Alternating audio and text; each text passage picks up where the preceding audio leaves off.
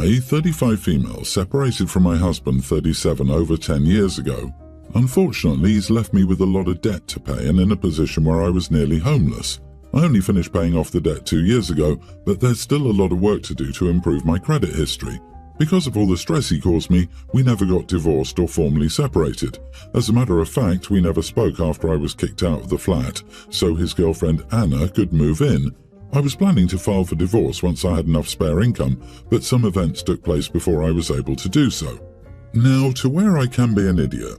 2 months ago, my husband passed away in a freak accident. He left no will behind and has a house which is paid off with his girlfriend. He ended up getting a big promotion at work.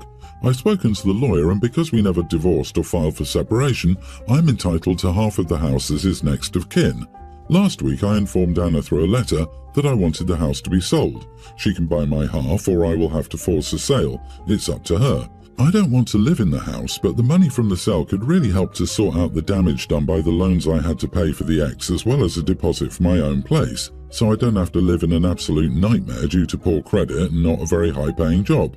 It will also help me work on my qualifications so I can get a better job and retire. However, Anna and my ex's family have called me a massive idiot, saying I have no right to the house, legally I do, and that I'm being cruel and vindictive. I've reminded them that this is not my fault their son hasn't divorced me or had a will, and said I don't see how it's unfair as I had to pay for his debts while he lived a comfy life. So, am I the idiot? Edit, neither I nor my late husband and his girlfriend have any children. My ex has maxed out my credit cards and took loans in my name, as well as cleared out our savings account to fund his relationship with Anna and some of his gambling habits at the time.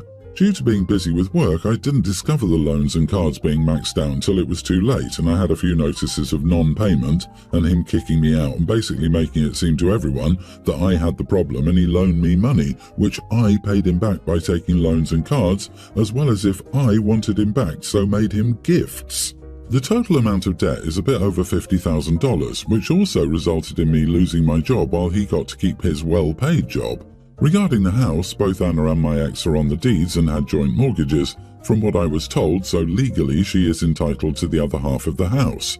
This man had 10 years to make a will and to force a divorce. He chose not to because it benefited him in some way. Well, now it benefits you, not the idiot. I hope the sale helps you.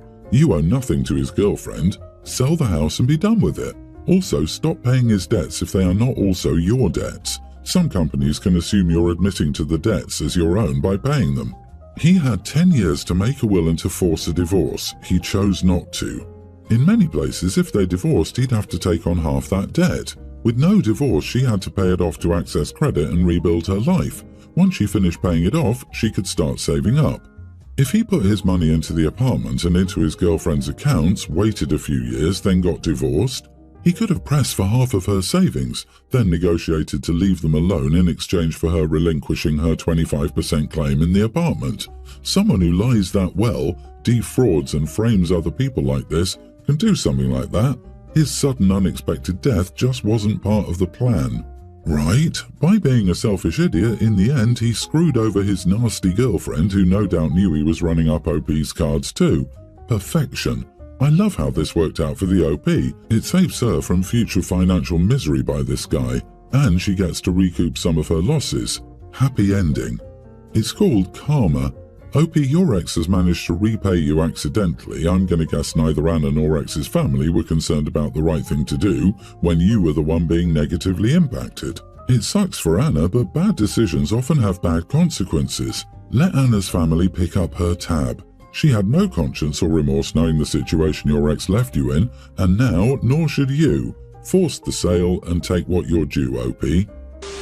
My boyfriend, 25, recently moved in with me, 21, female. The biggest problem we've had so far is arguments about cooking. He lived off ramen and sandwiches before moving in, so he says I'm the one who cares about food. Note that he happily eats what I cook, suggests recipes to try, and hasn't had any ramen since moving in. Even though I bought it for him, he chooses the food I make. So since I'm cooking for myself, anyways, I might as well cook for him too. I told him that isn't fair. Either he needs to pick up more chores to compensate for never cooking, or he needs to cook about 3 days a week. He said he didn't care about food, so he shouldn't have to cook. I'm just doing it for myself. So I only cook for myself. I got him a pack of ramen, even his preferred brand, and only made portions for me. He was angry when I made myself risotto and he got a bowl of ramen, and I reminded him that he didn't care about food. Am I the idiot here? I don't mean to be difficult, but expecting me to cook all the time is not fair. After several conversations about this that led nowhere, I decided to call his bluff. We pay bills 50-50 if that matters.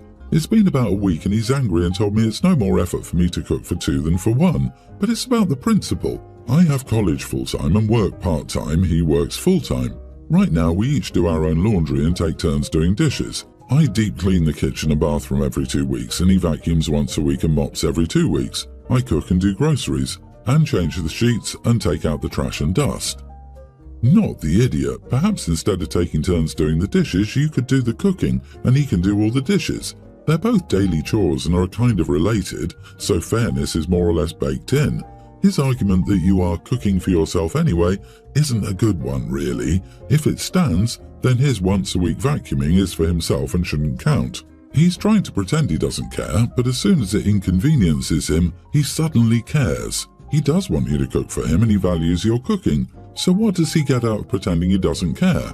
It's just a way to devalue your labor so he doesn't feel obliged to contribute. Next, he won't care about laundry, then he won't care if the house is clean, etc. Girl, you're another example of why men in relationships live longer and better lives and women's life gets worse, and the extra stress will take some years from your life too. Move him out until he's a man you would like to live with, or get someone else. Right now, a roommate would be a better partner to live with. My 38 male work held our annual holiday party last Friday. It was held at one of those axe-throwing places, which I've never done before, so I figured it would be pretty fun. My wife, 36, and I have 3 kids, a tween, a pre-tween, and a kindergartner, so we rarely get out of the house for dates. The holiday party was planned almost 2 months ago, and my wife agreed to attend with me. I suggested we make it more of a date by either going out for drinks after the party or catching a late-night movie. She thought this was a good idea too. I also arranged for a babysitter to watch the kids that night. On the day of my party, my wife got home from work and told me that she'd had a horrible day and was in a bad space mentally, so she didn't want to come to the party. I told her I was disappointed but understood if she wanted to stay home. As I was getting myself ready to head to the party, I called the babysitter and cancelled. I apologized to her and offered to Venmo her an hour's worth of our agreed rate, $30, to compensate for the cancellation, and she agreed that was reasonable. As I was getting ready to leave, my wife asked when the babysitter was going to come. I kind of looked at her funny and told her that I just cancelled the babysitter because she was no longer coming with me. She got mad at me and told me that she knew I had a bad day, was in a bad mental state and needed some time to herself. I told her that I'd assumed none of that meant she was incapable of watching our kids, and that I didn't think having the babysitter come when my wife was home made any sense at all. She told me to call her back and see if she could still come to watch the kids, and I told her that if she wanted to do that, she could do it, but I'm not going to. She tried to argue with me about it, but I told her that I had to leave for the party. While I was at the party, she sent me multiple texts about how the kids were driving her nuts, that the babysitter didn't answer her calls, and that she needed me to come home.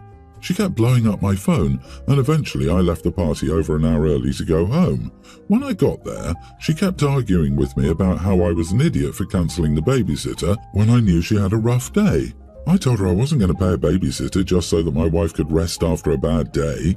I told her she could have just thrown a movie on for the kids and relaxed. I told her that she was the one who ruined our potential night out, and that having a bad day at work is not a good enough reason to pay a babysitter $200.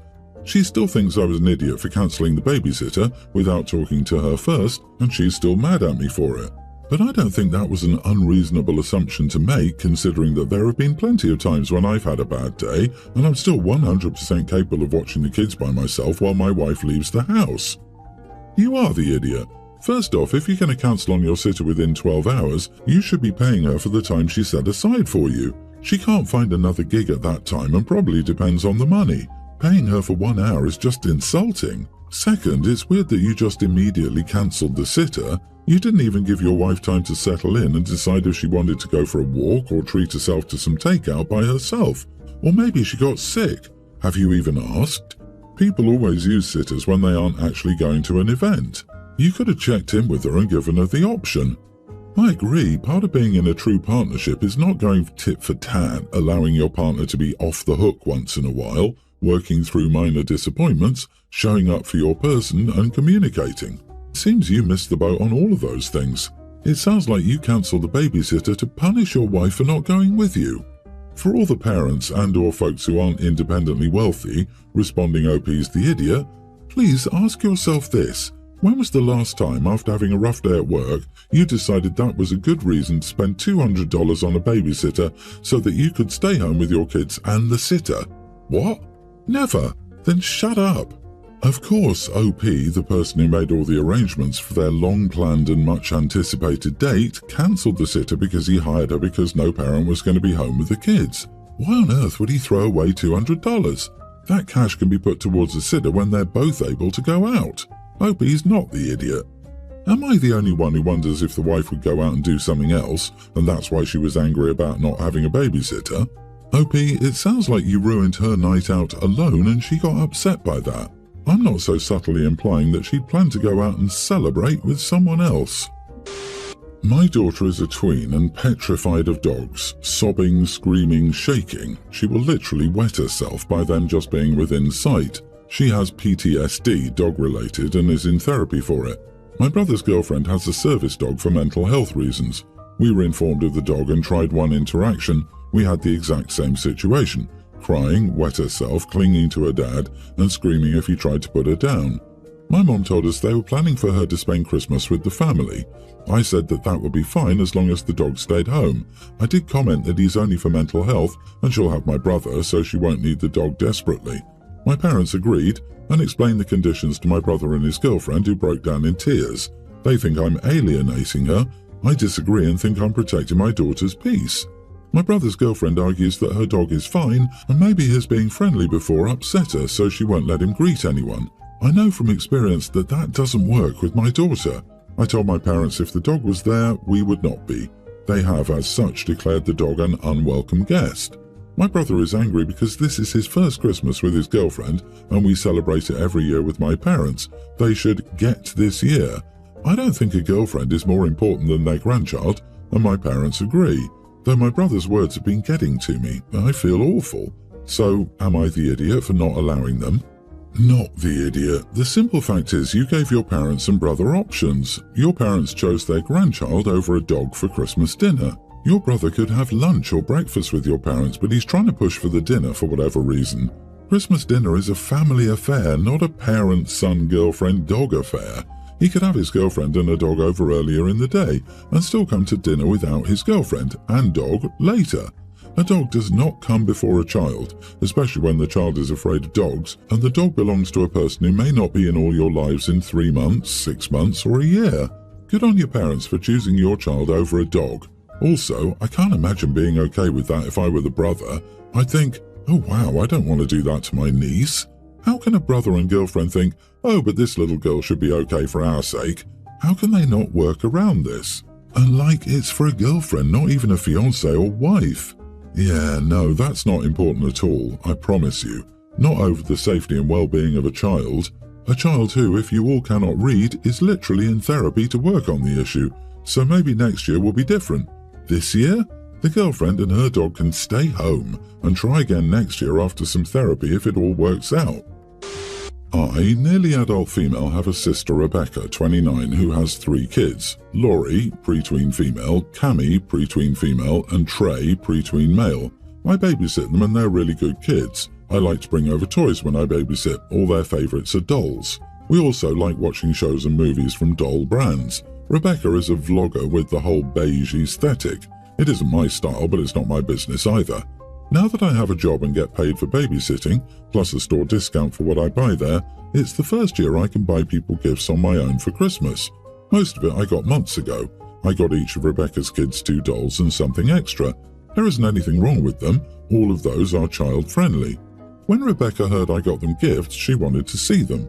I showed her, and she said that I should have known them. She used the word us better than that, and not gotten those things. She told me to return them. I can't return most of them due to how and when I got them, and get something else that, before buying, I approved with her.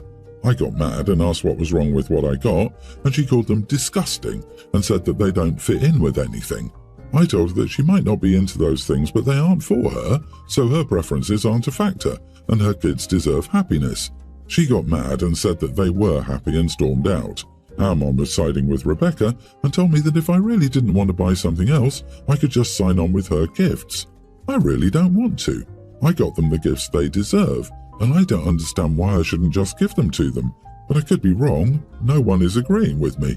Not the idiot. She's going to have a hard time because her kids will want to play with those gifts more than their other toys, which will bug her to no end.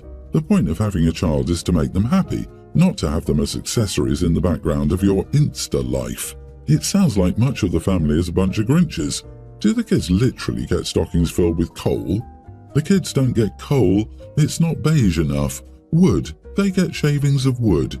Here, Timmy, it's the wood shavings from the toys the elves made for all the other children.